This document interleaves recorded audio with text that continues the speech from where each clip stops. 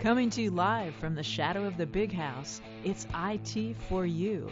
Tips and tricks on ITS tools, products, services, and more with your host, Gene Mackey.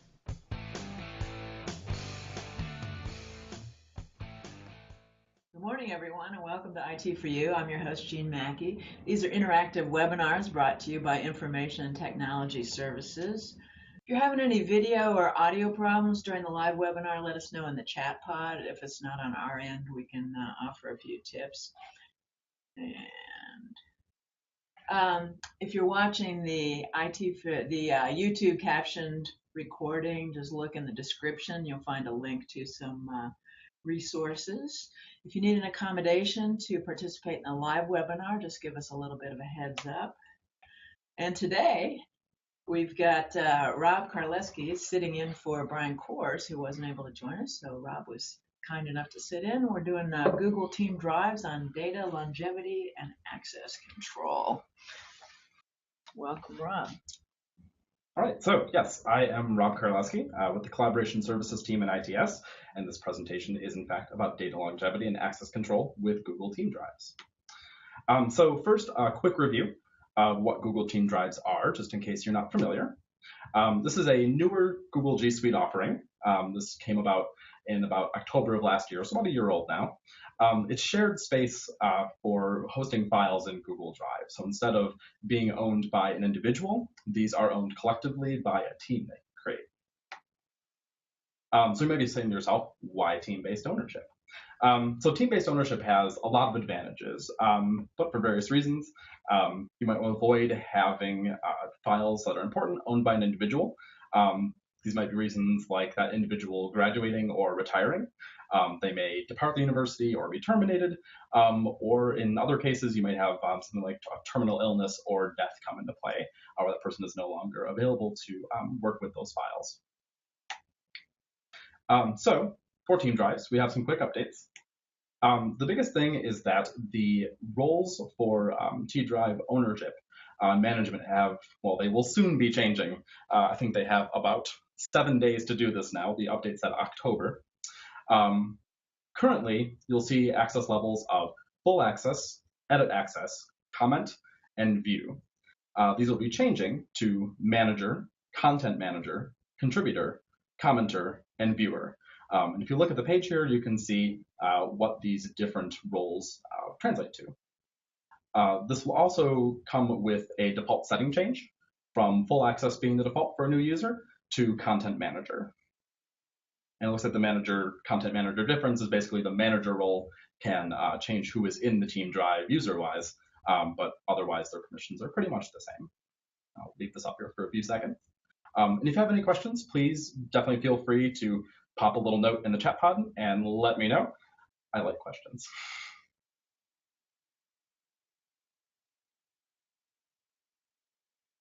Okay. The next couple of slides are just some quick charts on what these roles can and can't do. So I'll spend a few seconds on each instead of trying to explain every little thing.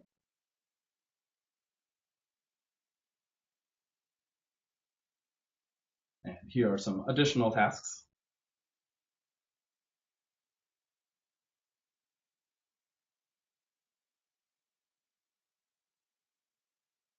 Okay, so one of the things we wanted to emphasize with this particular IT4U is using M-community groups to help manage Team Drives.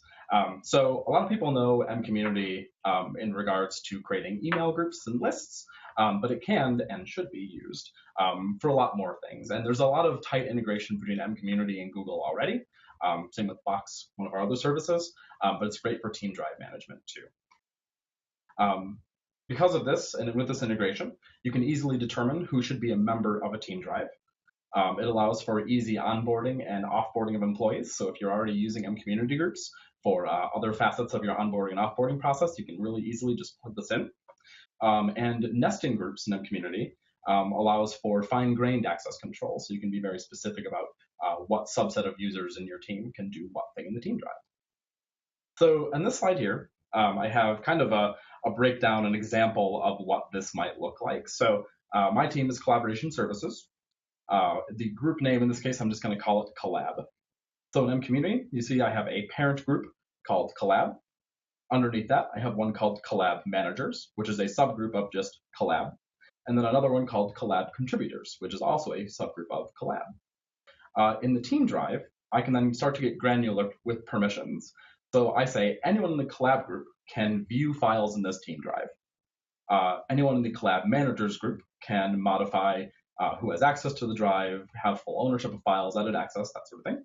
And the contributors can make modifications to files, delete them, update them, that sort of thing. What's nice here is that the permissions are inherited, so that naturally anyone in that collab group that isn't explicitly listed in the other two groups automatically gets this access. So this also comes in handy when you're working with maybe people outside of your team that wouldn't necessarily be in that collab group, but you can put them in managers.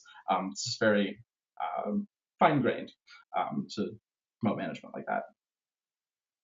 So this is another example of how mCommunity group management can be more effective. On the left, we have an example of a local file server that might be running under someone's desk someplace. But on that server, we have 4 folders for the dean's office, for finance, facilities, and then maybe all staff. Typically in this kind of setup, you would need to have some sort of external authentication mechanism to say who can get to each particular folder. That's something that needs to be managed separately, updated separately, can be easily forgotten, that sort of thing. With the team drive and community group integration, it becomes much more streamlined. So users who are naturally falling into the mCommunity group for finance or facilities just magically get access to the team drive when they're added there. Any questions so far? I'm going to stop for a second because I feel like I've been rambling. Yay! Any questions?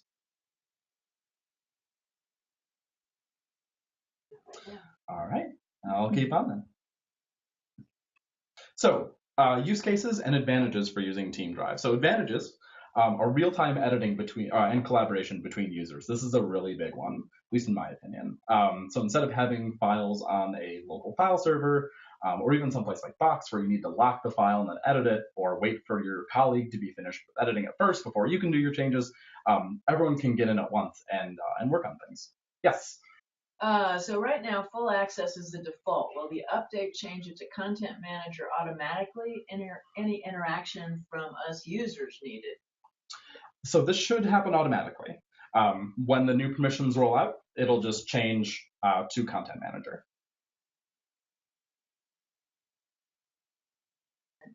Good. Cool. Thank you for your question. The next advantage is accessing files from anywhere and on any device. Any device, for the most part, lots of things are supported, but there's always that little niche case. But again, in the case of a local file server, you typically have to be on U of M's network, or you have to have a very particular app or interface to get to those files. Google Drive is an extremely prolific kind of application, so you can get to your files on a mobile device, on a laptop, desktop, whatever you might have. And we have another question. Susan says, can you lock down access in a subfolder to an email group for viewer/downloader? We would like to use the team drive to store forms on a new intranet. So you want to have a lower access level in a subfolder than what is at the main team drive. Is that right? Sounds like it. Susan, is that right? I'm having some connectivity problems, so if you see something, let me know. Let's assume that's true. Okay. So what I would do, because there is not folder level access controls in Team Drive right now, so you could either do that at the file level for those particular users and explicitly list them on each file as just a viewer or that sort of thing, or you could make the default permission on the Team Drive viewer, and then kind of like in my example earlier, explicitly specify higher levels of access for those who need it. That would be my suggestion. She said, yeah, that is what she meant. Okay, good. All right.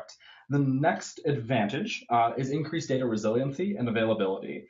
So again, going back to the local file server example, again, if that's as often is the case running under someone's desk or is even just a normal server in a rack someplace, it is typically not duplicated or replicated in any case. Oh, we have a question. Lillian says, will folder level access be available in the future? Not that I'm aware of. That is certainly something I would like to see, because I think that is a way they can improve team drives. But I think Google is honestly still kind of testing the waters on this kind of shared ownership model. They've been very Wild Westy in the past. So I think as they kind of roll this out and get used to it, we may see more options like that.